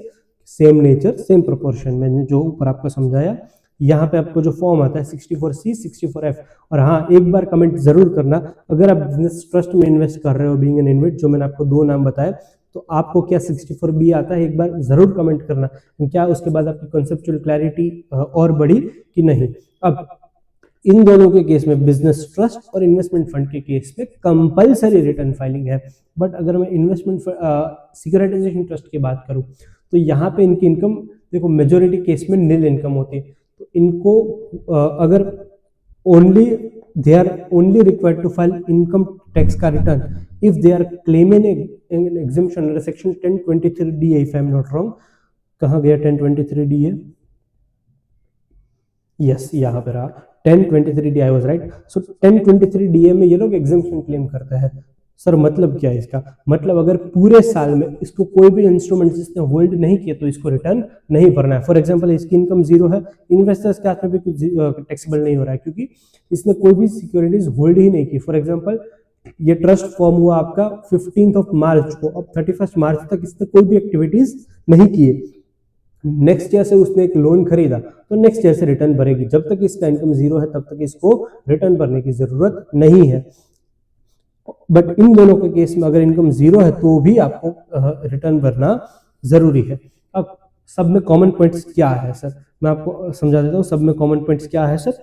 पास थ्रू की पावर जो मैंने आपको ऊपर बता दिया 115 UA, UB, TCA, जो मैंने ऊपर भी लिख दिया कि सेम नेचर सेम प्रोपोर्शन की इनकम मानी जाएगी। यस, यहाँ पे मैंने लिख दिया है ये वाली चीज जो मैंने ऊपर मुझे लगा मिस हो गई थी। Filings regarding nature and proportion. Sir ये नेचर एंड प्रोपोर्शन इन्वेस्टर्स को कैसे पता चलेगा? तो मैंने बोला आपको एक स्टेटमेंट आएगा 64B, 64C एंड 64F में, ठीक है। तो ये 15 जून तक आपको डिपार्टमेंट को फाइल करना है, यूनिट होल्डर को आपको 30 जून तक फाइल करना था कि यूनिट होल्डर जुलाई में जाके अपना रिटर्न फाइल आराम से कर सके। सम स्पेशल पॉइंट्स, अभी ये जो मैंने बताया ना, ये दोनों पॉइंट्स कॉमन थे सबके लिए, तीनों के लिए सेम थे, पर अभी जो मैं स्पेशल पॉइंट्स आपको बताने वाला हूं ये स्पेसिफिक केस में ही लगते हैं। सबसे पहला समझते हैं बिजनेस ट्रस्ट के केस में, जो कि आपने यहाँ पे सबसे कॉम्प्लेक्स टॉपिक तो वही है, ये वाला आपने समझा। उसके केस में स्पेशल पॉइंट्स जो कि सिर्फ बिजनेस ट्रस्ट में लगते हैं, यहाँ रहा, यस। अभी अगर स्पेसिफाइड इनकम वाला, अभी मैंने आपको यहाँ पे एक चीज बताई थी कि इन्वेस्टर्स के हाथ में 3 ही इनकम टैक्सेबल होती है। कौन सी सर? इंटरेस्ट, दूसरा हो गया डिविडेंड एंड तीसरा हो गया रेंट, जो कि मिला है in case of only REIT. तो इनविट का केस यहाँ पे नहीं आएगा, क्योंकि अगर एसपीवी को एसपीवी ने बिजनेस ट्रस्ट को पैसा दिया जो कि इनविट है, रेंट इनकम, और अगर वही इनकम आगे जाके डिस्ट्रीब्यूट होती है तो वो इनकम सीधा का सीधा बिजनेस ट्रस्ट के हाथ में ही टैक्सेबल हो जाएगा, मतलब इनविट के हाथ में ही टैक्सेबल हो जाएगा, उसको पास थ्रू स्टेटस नहीं दिया गया है। तो ये तीनों इनकम है, ये अगर डिस्ट्रीब्यूट करते हैं तो ये इन्वेस्टर्स के हाथ में टैक्सेबल हो जाती है। अब ये क्या करते थे पता आपको? ये जो इन्वेस्टर्स को बिजनेस ट्रस्ट करने क्या लगे थे मैं आपको बताता हूँ, ये रियल लाइफ की आप एक चीज बताता हूँ। तो ये बिजनेस ट्रस्ट जो होते हैं ना, ये जब डिस्ट्रीब्यूशन करते हैं, मैंने आपको बोला ब्रेकअप देना पड़ता है, तो ये ब्रेकअप में क्या देते थे पता है? इंटरेस्ट फॉर एग्जांपल 100 रुपए, डिविडेंड फॉर एग्जांपल अपन ले लेते 150 रुपए, रेंट फॉर एग्जांपल 0, और यहाँ पे एक और चीज डाल देते थे, repayment of SPV level debt. मतलब ये प्रिंसिपल रीपेमेंट जो आता है वो प्रिंसिपल रीपेमेंट को ऊपर बता देते थे। अब सर प्रिंसिपल क्या आपका इनकम है? सर नहीं है, तो ये किसी के हाथ में भी टैक्सेबल नहीं होता था, क्योंकि अगर इंटरेस्ट होता, देखो इंटरेस्ट यहाँ पे टैक्सेबल हो गया, बट अभी ये क्या बोलते थे कि हमको जो पैसा मिला एसपीवी से, लोन दिया था, उसका जो प्रिंसिपल मिला वो प्रिंसिपल का भी कुछ पैसा हम अपने इन्वेस्टर्स को दे रहे हैं। तो सर ये किसी के भी हाथ में टैक्सेबल नहीं होता था, क्योंकि मैंने क्या बोला कि इन्वेस्टर्स के हाथ में क्या टैक्सेबल होता है? Interest, dividend and rent. तो आपके केस में अगर आपने किसी को लोन दिया 100 रुपए का और उनसे पैसा आपको आ रहा है 110 रुपए, तो सर आप इनकम में कितना बताओगे?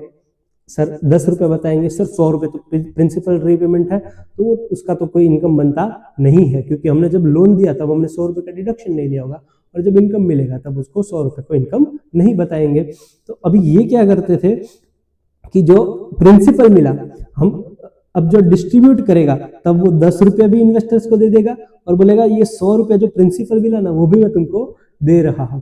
तो ये 100 रुपया किसी को भी टैक्सेबल नहीं होता था। तो यहाँ पे हमारी निर्मला ताई को ये बात खटक गई और उन्होंने यहाँ पे फाइनेंस एक्ट IPS 2023 या तो फाइनेंस एक्ट 2023 में, हाँ फाइनेंस एक्ट 2023 में एक अमेंडमेंट किया कि ये जो आप कर रहे हो भाई साहब, ये किसी को भी टैक्सेबल नहीं हो रहा है। Repayment of SPV level debt, कोई भी ऐसा इनकम बता दिया, वो ना तो बिजनेस ट्रस्ट को टैक्सेबल हो रहा है क्योंकि वो तो प्रिंसिपल रीपेमेंट आ रहा है बिजनेस ट्रस्ट को एसपीवी से, और वो आगे जाके इन्वेस्टर्स को भी टैक्सेबल नहीं होगा, क्योंकि इन्वेस्टर्स को तो भाई 3 ही इनकम टैक्सेबल होती है। एक्ट में स्पेसिफिकली लिखा है कि इंटरेस्ट, डिविडेंड, रेंट, ये 3 ही इनकम टैक्सेबल होगी। तो यहाँ पे इस तरीके से खेला होता था आपका। तो यहाँ पे स्पेसिफाइड इनकम डिस्ट्रीब्यूटेड जो आपकी है, स्पेसिफाइड इनकम किसको बोलते हैं? Any income which is other than interest, dividend and rent, जो कि रीट को मिला है। इसके अलावा कोई भी नाम से आप इनकम दे देते हो अपने इन्वेस्टर्स को, और जो कि किसी को भी टैक्सेबल नहीं हो रहा है, मतलब neither taxable to business trust या तो यूनिट होल्डर। तो वो इनकम का हम पहले क्या करेंगे?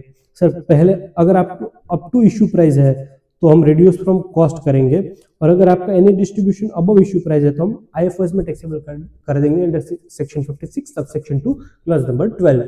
इस हिसाब से मैं आपको बोल के एक एग्जांपल लिख के चलो बता देता हूं आपको। अब नीचे मैंने एग्जांपल लिखा है, चलो आपके लिए ऑलरेडी लिख के रखा है एग्जांपल। तो following income were distributed by business trust to unit holders determine taxability. अब कॉस्ट ऑफ एक्विजिशन मतलब यहाँ पे इशू प्राइस में लिख लेता हूँ, better word to write is issue price की लॉ में वही लिखा है। सो इशू प्राइस ऑफ यूनिट क्या है सर? तो अभी बिजनेस ट्रस्ट ने अपनी यूनिट 100 रुपए में इशू कर दी थी। अब ये क्या कर रहा है, इंटरेस्ट फ्रॉम एसपीवी आया, अब ये डिस्ट्रीब्यूट कर रहा है। फॉर एग्जांपल इसने 100 यूनिट्स जो 100 रुपए में यूनिट्स थी वो अपनी बेच दी करोड़ों यूनिट होल्डर्स को। अभी अपन ये यूनिट होल्डर वाइज पैसा देख रहे हैं कि यूनिट होल्डर वाइज इसने पैसा कमाया, जो ईपीएस बेसिकली अपन ईपीएस जैसी चीज है कि पर यूनिट होल्डर इसने कितना पैसा डिस्ट्रीब्यूट किया। अब प्रीवियस ईयर अगर मैं 23-24 की बात करूं तो यहाँ पे इसने इंटरेस्ट फ्रॉम एसपीवी 20 रुपया, रेंट फ्रॉम इनविट आया 5 रुपया और जो रीपेमेंट ऑफ एसपीवी डेट के नाम से 40 रुपया, उतना मतलब पूरे साल में इतना पैसा 20, 40 और 5 मतलब टोटल 65 रुपीज डिस्ट्रीब्यूट किया।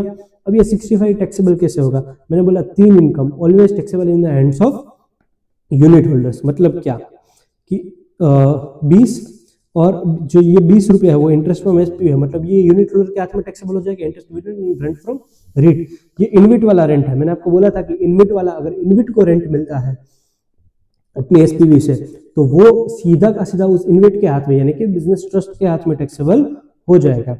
और अगर repayment of SPV debt, sir ये इनकम तो किसी को भी टैक्सेबल नहीं होती थी, तो ये जो 40 रुपया है ना वो अपनी कॉस्ट में से अपन कम कर देंगे और आगे जाके हम ये यूनिट बेचेंगे तो उसकी कॉस्ट 100 रुपया ना लेके 100 माइनस 40 इक्वल टू 60 रुपीज हम लेंगे। ठीक है, अभी प्रीवियस ईयर 24-25 में क्या हुआ? सेम 10 इंटरेस्ट 10 यहाँ से रेंट 7 रुपये और रीपेमेंट ऑफ एसपीवी डेट 30 रुपये, इस नाम से हमने 30 रुपये दिए। तो अब होगा क्या? देखो ये इनकम तो यूनिट होल्डर को टैक्सेबल हो जाएगी क्योंकि इंटरेस्ट रेंट फ्रॉम रीट, ये इनकम इनविट के हाथ में टैक्सेबल हो जाएगी। सर अभी ये इनकम किसी को भी टैक्सेबल नहीं हो रही है तो हम वापस कॉस्ट करेंगे, मतलब अभी आगे जाके हम जब यूनिट बेचेंगे तो 100 माइनस 40 माइनस 30 मतलब 30 रुपए इसकी कॉस्ट बच गई। मतलब अभी आगे जाके हम बेचेंगे तो उसकी कॉस्ट लेंगे 30 रुपीज। अब आती है कयामत की रात, प्रीवियस ईयर 25-26। अब प्रीवियस ईयर 25-26 ने इसमें 15 डिस्ट्रीब्यूट किया taxation same as earlier years, और यहाँ पे repayment of SPV level debt नाम के 50 रुपए इसके नाम पे इसने 50 रुपए डिस्ट्रीब्यूट कर दिए। सर अब आगे जाके कॉस्ट नेगेटिव तो नहीं ले सकते भाई, तो कॉस्ट को हम कर देंगे 0, मतलब हम बोलेंगे कि हमने सिक्योरिटी 0 रुपीज में खरीदी। कितनी कॉस्ट बची थी? देखो 100 में से माइनस 40 माइनस 30 तो ऑलरेडी हो चुका, तो मतलब अभी अपनी कॉस्ट 30 रुपीज पे है और अपने को 50 रुपया मिल रहा है। सबसे पहले हम क्या करेंगे, ये 30 रुपीज जो है यहाँ पे 50 में से उसको हम कर देंगे रिड्यूस फ्रॉम कॉस्ट, यानी कि अब मेरी कॉस्ट हो गई 0 शून्य मिंडी। अब उसके बाद जो 20 रुपए बचा वो आईएफओएस में सीधा का सीधा टैक्सेबल कर दो। और सर अगर नेक्स्ट ईयर से इसने कुछ ऐसा किया तो नेक्स्ट ईयर से मान लो उसने यहाँ पे 10 रुपए डिस्ट्रीब्यूट किए इन द प्रीवियस ईयर 26-27, तो क्या होगा सर? सीधा का सीधा आईएफओएस में टैक्सेबल कर दो क्योंकि आपकी कॉस्ट निल हो चुकी है। मतलब गवर्नमेंट ने यहाँ पे आपको एक ऑप्शन दिया हुआ है कि आपकी जो इशू प्राइस, आप कॉस्ट मत देखो, आप इशू प्राइस देखो जो 100 रुपए में इशू किया, अगर आपकी इशू प्राइस निल हो चुकी है ना तो छोड़ दो, बस इशू प्राइस तक आप इशू प्राइस में से रिड्यूस करते जाओ और जब आपकी इशू प्राइस जो है वो कंप्लीटली निल हो जाए उसके बाद आप उसको आईएफओएस में टैक्सेबल करते जाओ under section 56 sub section 2 clause number 12। So from next year any specified income will be taxable under the head IFOS as the cost is already nil। याद रखना this is a very important adjustment। मैंने आपको पूरा का पूरा लिख के समझाया है विथ नंबर्स, तो आपको बहुत ही आसानी से समझ गया होगा।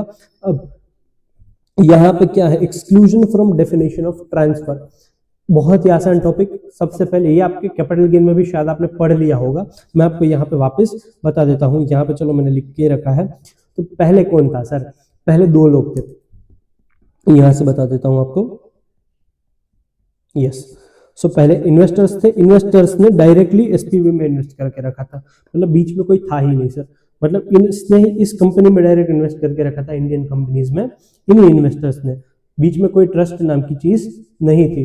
पर अब ऑपरेशंस को, अब मान लो यहाँ पे इन्वेस्टर्स करते तो मान लो 100 एसपीवीज है, तो 100 अलग अलग कंपनीज में इन्वेस्टर्स को इश्यू करना पड़ता, ट्रैकिंग करना पड़ता। तो इन्होंने क्या किया, एक बिजनेस ट्रस्ट फॉर्म कर दिया।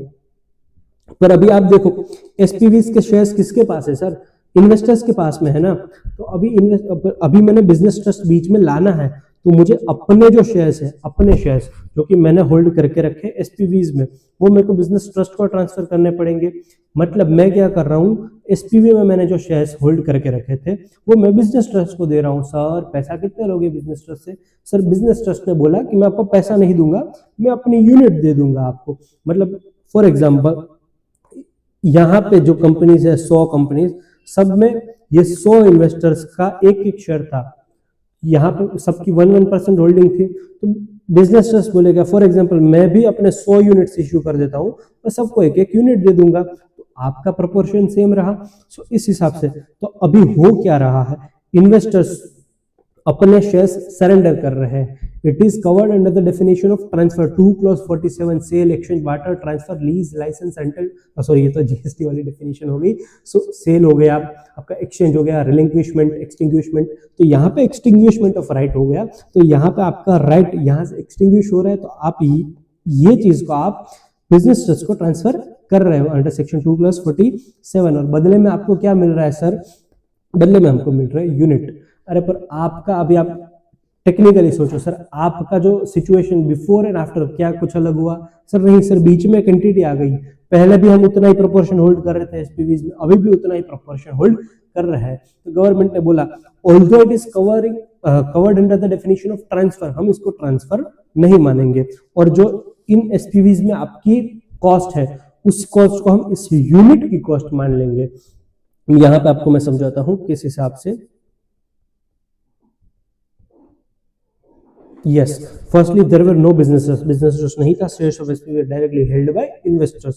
अभी तो बिजनेस ट्रस्ट फॉर्म हुआ, इन्वेस्टर्स ने अपने शेयर्स सरेंडर कर लिए एंड सामने उसको बिजनेस ट्रस्ट की यूनिट्स मिल गई। मतलब पहले क्या था, इन्वेस्टर्स ने डायरेक्टली एसपीवी में इन्वेस्ट करके रखा था, अभी रिवाइज स्ट्रक्चर क्या हो गया, इन्वेस्टर्स और बीच में एक बिजनेस ट्रस्ट आ गया और उसके बाद एसपीवी।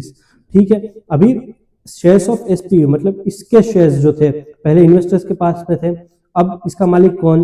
Business trust. तो ये शेयर्स हमने बिजनेस ट्रस्ट को बेच दिए, सामने हमको क्या मिला? बिजनेस ट्रस्ट की यूनिट्स मिल गई। तो उसके ऊपर ट्रांसफर नहीं माना जाएगा, इसको सेक्शन 47 ने बोल दिया कि इसको ट्रांसफर नहीं माना जाएगा।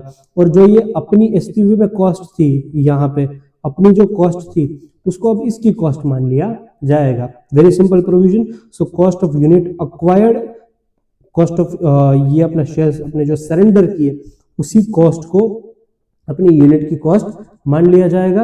एंड उसके बाद आपका जो पीरियड ऑफ होल्डिंग है वो period of holding in SPV and period of holding in business, sorry period of holding in SPV plus period of holding in units.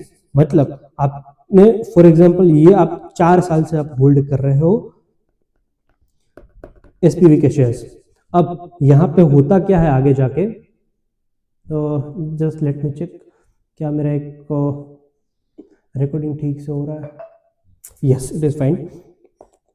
So cost of unit acquired वापस बता देता हूँ, शायद मेरे ख्याल से कटा होगा वीडियो। तो shares of SPV transferred by unit holder to business trust in exchange of units of business trust will not be regarded as transfer, ये लिखा है सेक्शन 47 में।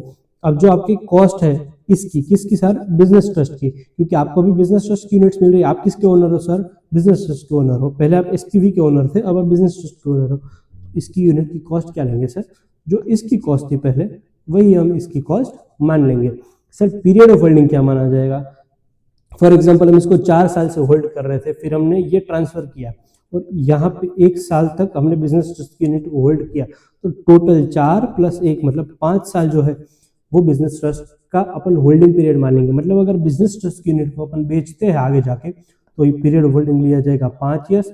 एंड जो कॉस्ट है क्या ली जाएगी? हमने यहाँ पे एसपीवी के शेयर्स जितने रुपए में एक्वायर किए थे उसको हम मान लेंगे इसकी कॉस्ट। अब taxability of units, sir business trust की यूनिट किस हिसाब से टैक्सेबल होती है? भाई बहुत आसान सा सवाल। आप जैसे इक्विटी शेयर्स को टैक्सेबल करते होगे, अगर आपने कैपिटल गेन पढ़ा है तो वहां पे लिखा होगा इक्विटी शेयर्स जहां पे आपने एसटीटी पे किया है, एंड दूसरा हो गया आपका बिजनेस ट्रस्ट की unit, units of business trust, वो आपका टैक्स हो जाएगा 112 है या तो 111A के अंदर, मतलब 12.5% इन एक्सेस ऑफ 1,25,000 अगर लॉन्ग टर्म है तो, अगर शॉर्ट टर्म है तो सीधा का सीधा 20%।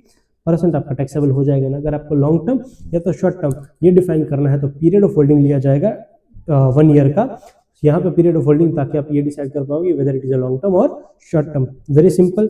अगर डिविडेंड, यहाँ पे आप एक ध्यान रखना, dividend if SPV is not opted for 115BAA, very important provision मैं आपको बोल रहा हूँ। अगर आपको डिविडेंड मिल रहा है, देखिए मैं आपको बता देता हूँ यहाँ से, देखो ये चार्ट से आपको सब कुछ समझ में आएगा, ताकि आपका एकदम क्लैरिटी रहे, ताकि मैंने पहले ये सब बता दिया है। अब एसपीवी ने बिजनेस ट्रस्ट को क्या दिया, डिविडेंड। अभी डिविडेंड क्यों देगी सर, क्योंकि इसने इनकम कमाया, अभी इसकी इनकम तो ये बेचारी सारी की सारी बिजनेस ट्रस्ट को दे ही रही है। तो डिविडेंड क्या है, it is just distribution of profits.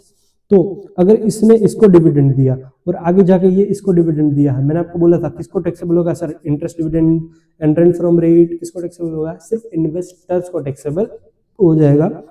अभी एक यहाँ पे स्पेशल केस बनता है कि अगर ये एसपीवी क्या है सर, एसपीवी एक कंपनी है। कंपनी सर आपको पता होगा कंपनी दो तरीके से, या तो स्पेशल स्कीम में भी जा सकती है, तो नॉर्मल रेजिम में भी रह सकती है।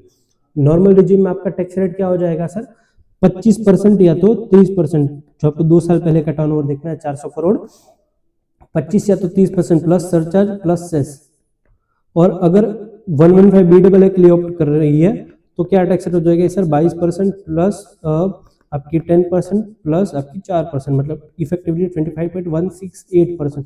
तो यहाँ पे टैक्स रेट कम है तो हम ये ट्रीटमेंट ले रहे थे। पर अगर एसपीवी जो आपकी है वो नॉर्मल स्कीम में है, मतलब 25 या तो 30% टैक्स ऑलरेडी भर रही है प्लस सरचार्ज प्लस सेस, तो गवर्नमेंट ने बोला कोई बात नहीं, अगर कोई ऐसी एसपीवी है जो कि 25 या तो 30% से टैक्स भर रही है, मतलब नॉर्मल स्कीम में है, वो अगर बिजनेस ट्रस्ट को डिविडेंड देती है और ये अगर आगे जाके इन्वेस्टर्स को डिविडेंड देता है, ये डिविडेंड किसी के भी हाथ में टैक्सेबल नहीं होगा सर। क्या, किसी के भी हाथ में टैक्सेबल नहीं होगा। वापस अगर 115BAA ऑप्ट किया होता तो सर इन्वेस्टर्स के हाथ में टैक्सेबल हो जाता। अगर 115BAA के लिए ऑप्ट नहीं किया है तो सीधा का सीधा वो चीज एग्जेम्प्ट हो जाएगा। अब एग्जेम्पशन का सेक्शन कौन सा रहेगा सर, आराम से 1023FD in case of investors, जो मैंने यहाँ पे बोला 1023FD, एंड उसके हाथ में टैक्सेबल हो जाएगा 1023FC में कंपनी है तो उसके हाथ में। ठीक है सर, अभी डायरेक्ट देखते हैं इन्वेस्टमेंट फंड। आई होप ये पॉइंट आपको समझा है कि, वापस एक बार बता देता हूं, मेरे को सेटिस्फेक्शन नहीं लग रहा। यस, स्पेशल पर्पस व्हीकल अगर 115BAA के लिए ऑप्ट कर रखा है, मतलब कंसेशनल टैक्स रेट के लिए ऑप्ट कर रखा है, मतलब ये कम टैक्स रेट पे पैसा मतलब ये कम टैक्स रेट भर रही है। अगर ये कम टैक्स रेट भर रही है तो ये इसको जो डिविडेंड देगी ना, ये डिविडेंड टैक्सेबल हो जाएगा in the hands of investors. But अगर ये नॉर्मल स्कीम से पैसा, मतलब नॉर्मल स्कीम से टैक्स भर रही है, मतलब ये ज्यादा टैक्स भर रही है, 25 या तो 30% से टैक्स भर रही है, तो यहाँ पे डिविडेंड दोनों के हाथ में एग्जेम्प्ट हो जाएगा, दोनों के हाथ में एग्जेम्प्ट हो जाएगा। ठीक है sir, I hope now it is clear. Very good. अब समझ लेते हैं इन्वेस्टमेंट फंड। अब तो सारा का सर टॉपिक जो आपको बताया वो एकदम फालतू है। इन्वेस्टमेंट फंड, अभी इन्वेस्टमेंट फंड के लॉसेस, जो अभी लॉसेस का केस है, अभी मैंने आपको बताया कि it is deemed to be distributed on the last day of previous year, क्योंकि वहां पे इन्वेस्टमेंट फंड में एक ऐसा प्रोविजन है कि अगर इन्वेस्टमेंट फंड की कोई भी इनकम है, it is deemed to be distributed, मतलब अगर इसको यहां से कोई भी पैसा मिला, वापस आ जाता हूं मैं अपने चार्ट पे, यहां से इसको कोई भी पैसा मिला, वो वेदर डिस्ट्रीब्यूटेड और नॉट, इन्वेस्टर्स को टैक्सेबल हो जाएगा पीजीबीपी के अलावा, कि पीजीबीपी इसको टैक्सेबल हो जाएगा, रेस्ट ऑल इसको टैक्सेबल हो जाएगा। तो अभी फॉर एग्जांपल यहां से इनकम आने की वजह लॉस हुआ सर, बिजनेस ट्रस्ट की में ये केस आ ही नहीं सकता था, क्योंकि बिजनेस ट्रस्ट में जो पैसा हम डिस्ट्रीब्यूट करते थे 90 रुपीज, वही टैक्सेबल होगा। मान लो अगर एसपीवी को लॉस हुआ, एसपीवी को मान लो यहाँ से एसपीवी ने बिजनेस ट्रस्ट को लॉस, मतलब लॉस ट्रांसफर हुआ, क्योंकि ये ओनरशिप होल्ड कर रही है। अभी इन्वेस्टर्स को कुछ भी डिस्ट्रीब्यूट नहीं होगा, 0 रुपीज डिस्ट्रीब्यूट करेगी ना, क्योंकि अगर लॉस हुआ है तो इन्वेस्टर को कुछ नहीं मिलेगा, तो कुछ टैक्सेबल भी नहीं होगा। पर यहाँ पे क्योंकि डिमिंग फिक्शन लग रहा है आपका, तो आपका जो इन्वेस्टमेंट फंड है उसके केस में लॉसेस का क्या ट्रीटमेंट होगा, उसके लिए एक स्पेसिफिक गाइडेंस दिया हुआ है कि सर अगर लॉसेस हुआ तो क्या ये लॉसेस इन्वेस्टर्स को ट्रांसफर होंगे, क्योंकि इनकम अगर यहाँ से इनकम आती तो हम इनकम को तो मान रहे हैं कि यस ये इनकम जो इनको मिली same nature same proportion pass through status दिया गया है तो इनको टैक्सेबल हो जाएगी। पर क्या अगर इनको लॉसेस हुए, इन्वेस्टमेंट फंड्स को अगर लॉसेस हुए तो क्या वो लॉसेस इन्वेस्टर्स क्लेम कर सकते हैं कि नहीं? चलिए देखते हैं जवाब। तो सबसे पहले अगर आपका पीजीबीपी का लॉस है, कहाँ गया, एक मिनट, यस, तो पीजीबीपी के लॉसेस में क्योंकि पीजीबीपी का इनकम सिर्फ फंड लेवल पे टैक्सेबल होता है तो यहाँ पे सब कुछ फंड लेवल पे होगा। तो अगर सेट ऑफ अवेलेबल है तो फंड सेट ऑफ कर लेगी, अगर सफिशिएंट नहीं है फर्म के पास, सफिशिएंट प्रॉफिट्स अवेलेबल नहीं है तो कैरी फॉरवर्ड कौन करेगा? सर इन्वेस्टमेंट फंड ही आपका कैरी फॉरवर्ड करेगा। बट बाकी की इनकम जो होती है वो सारी की सारी यूनिट होल्डर्स के हाथ में टैक्सेबल होती है। तो यहाँ पे उसका ट्रीटमेंट क्या होगा? सबसे पहले सेट ऑफ करेगा फंड, भले ही वो इन्वेस्टर्स के हाथ में टैक्सेबल है पर फंड क्या करेगा? पहले अपने लेवल पे जितना सेट ऑफ एग्रीगेशन हो सकता है उतना सेट ऑफ वो करके देगा। अगर उसके बाद भी कोई लॉसेस बच जाते हैं तो वो यूनिट होल्डर को डिस्ट्रीब्यूट कर देगी, पर उन्हीं यूनिट होल्डर्स को डिस्ट्रीब्यूट करेगी जो 1 साल से ज्यादा यूनिट्स होल्ड करके रखे हैं। मतलब वापस स्टार्ट पे आता हूं, अगर फॉर एग्जांपल इन्वेस्टमेंट फंड ने यहाँ पे इक्विटी इंस्ट्रूमेंट से इसको हुआ लॉस 100 रुपए का और यहाँ पे अपने 100 इन्वेस्टर्स है तो ये क्या करेगी? ये 100 इन्वेस्टर्स को ये 1-1 रुपए का लॉस बांट देगी। अब ये 100 इन्वेस्टर्स अपने रिटर्न ऑफ इनकम में 1-1 रुपए का लॉस क्लेम कर लेंगे। बट अभी यहाँ पे 60 इन्वेस्टर्स ऐसे हैं जिन्होंने 1 साल से ज्यादा के लिए होल्ड कर रखा है, 60 ऐसे है जिन्होंने अप टू 1 ईयर के लिए होल्ड करके 40 ऐसे है जिन्होंने 60 मतलब ओल्ड 40 जो है इन्होंने लेस देन 1 ईयर के लिए होल्ड करके रखा है।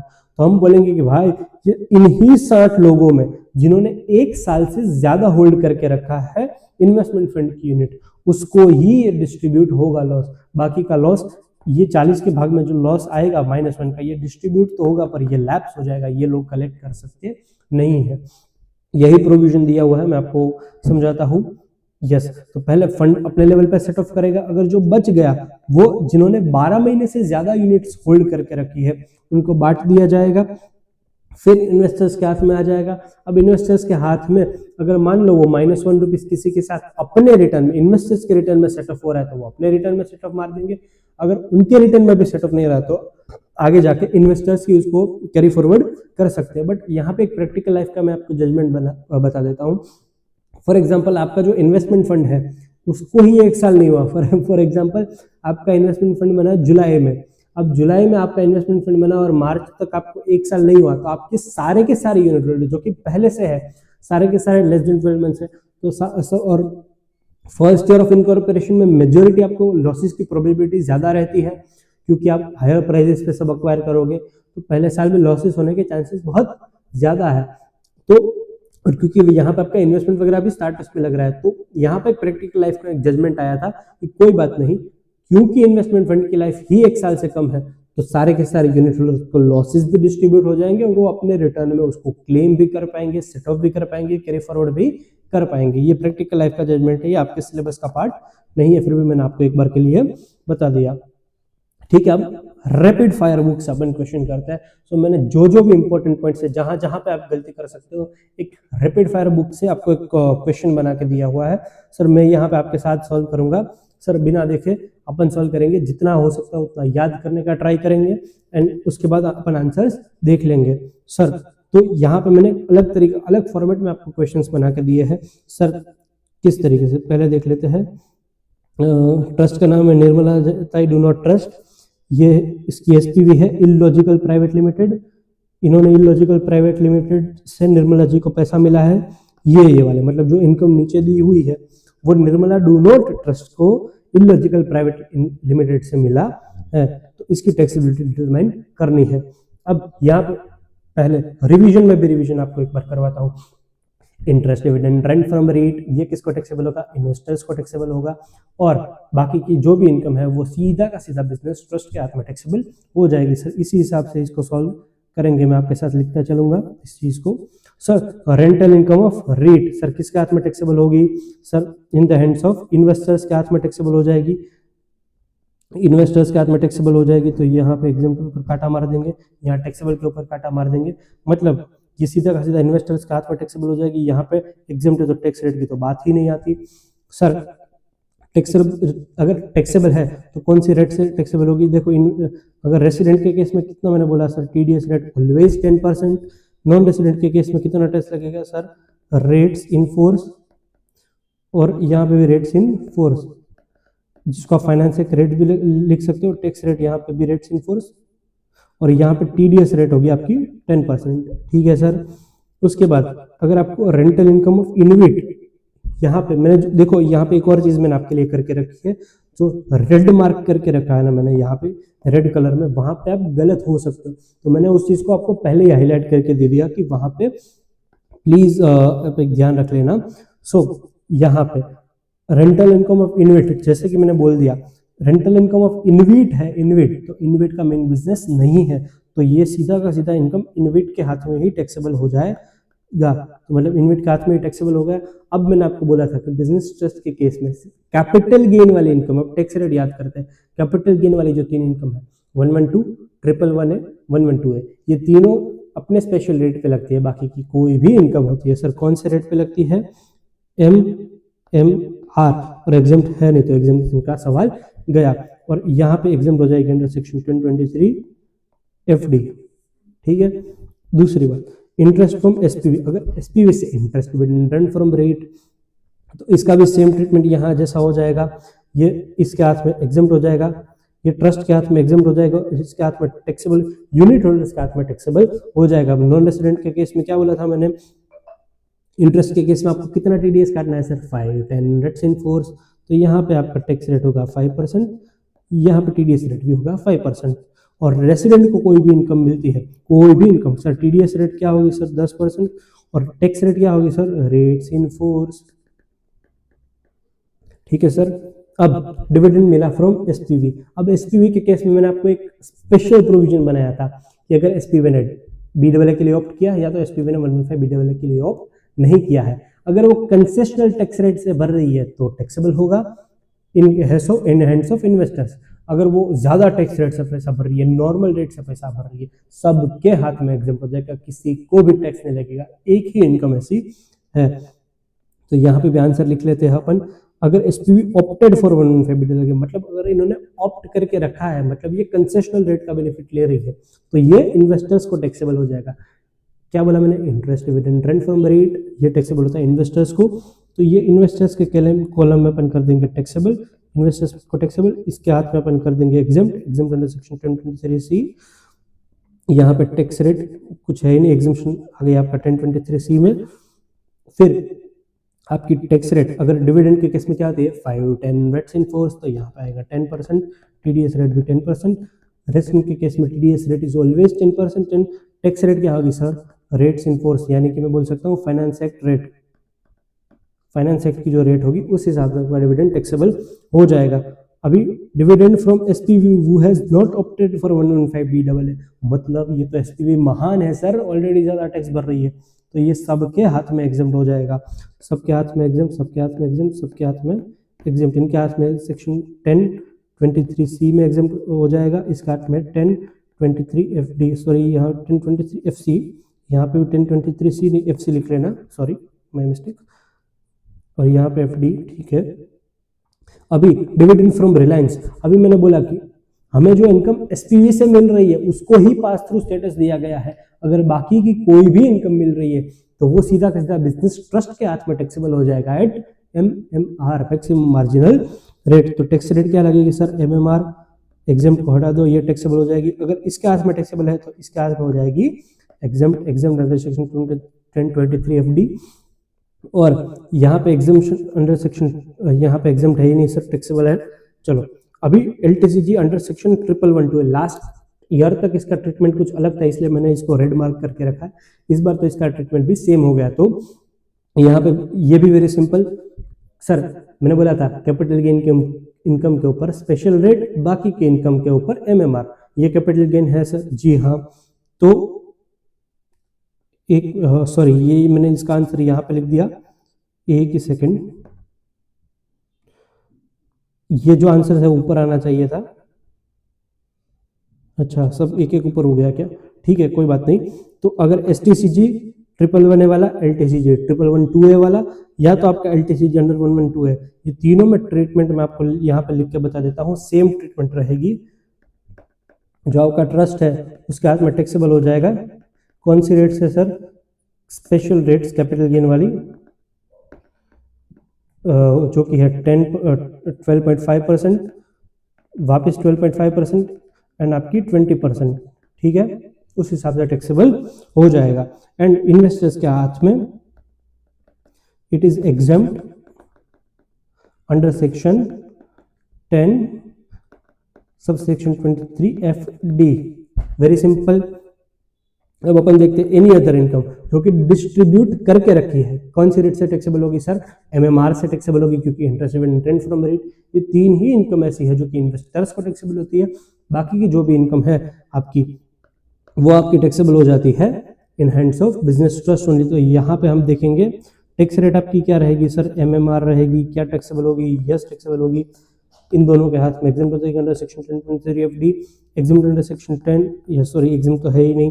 अभी income earned but not distributed by business trust, मैंने पहले ही बोला था कि इन्वेस्टमेंट फंड और सिक्योराइजेशन जो लास्ट वाले दो थे, उनके हाथ में वो वाला कॉन्सेप्ट लगता है कि it is deemed to be distributed. पर क्या बिजनेस ट्रस्ट के केस में ऐसा होता है? ना जी ना। जितना डिस्ट्रीब्यूट किया उतना टैक्सेबल। मतलब क्या अगर डिस्ट्रीब्यूट नहीं किया टैक्स लगेगा sir? Not taxable to anyone. बात खत्म। अब यहाँ पे आप देखो, मैंने टेबल बना के दिया है, पूरा का पूरा आंसर जो आपने यहाँ पे मैंने ऊपर लिखा, सारा का सारा आंसर मैंने आपको लिख के दिया है, तो आपको कोई टेंशन लेने की जरूरत नहीं है। First what you will do, आप इसका प्रिंट आउट लोगे, अपने हिसाब से पढ़ने के बाद अपने हिसाब से फिल इन द ब्लैंक्स करोगे, और उसके बाद यहाँ पे आंसर्स के साथ आप कंपेयर कर लोगे। ठीक है सर? यस। लास्ट में जो बताया it is not dimming fiction, तो यहाँ पे अभी तो बहुत आसान सा आपके बचा है, क्योंकि investment fund securitization are very simple topics. अगर मैं आपको बता दूं, अगर पीजीबीपी इनकम होती, मैं आपको डायरेक्टली आंसर से बता देता हूँ, अगर पीजीबीपी इनकम होती, चलो लिख ही लेता हूँ ई के लिए क्या भरी, पीजीबीपी इनकम होती है। पीजीबीपी इनकम किसके हाथ में टैक्सेबल होती है सर? इन्वेस्टमेंट फंड के हाथ में टैक्सेबल होती है।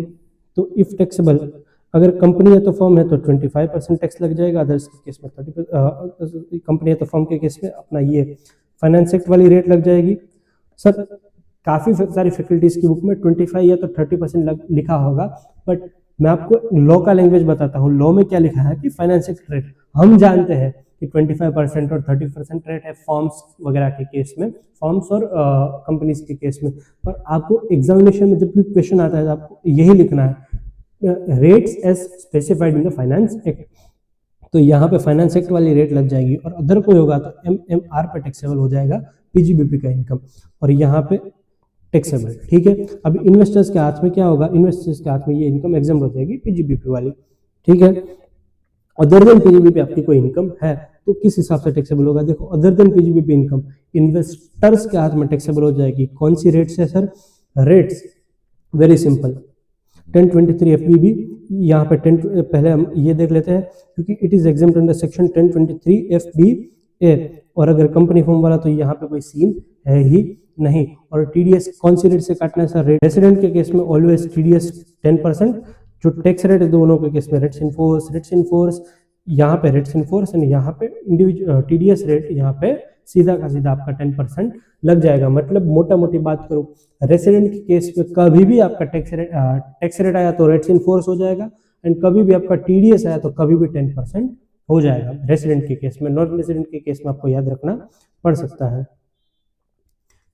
सिक्योरिटाइजेशन ट्रस्ट तो वेरी सिंपल है, इनकम फ्रॉम सिक्योरिटाइजेशन एक्टिविटीज जो की है वो आपकी एग्जाम्पल देगी 1023DA में, और ये सारी की सारी इनकम रेसिडेंट हो या non resident foreign companies investors को टैक्सेबल हो जाएगी। सर कौन सी रेट पे टैक्सेबल होगी? अगर रेसिडेंट है तो 10%, क्योंकि रेसिडेंट के केस में ऑलवेज 10% टीडीएस कटता है, और नॉन रेसिडेंट फॉरेन कंपनी के केस में 194LBC में रेट्स इन फोर्स से टैक्स लग जाएगा आपका। ठीक है सर? सो यहाँ इसी के साथ ये टॉपिक आपके होते हैं समाप्त।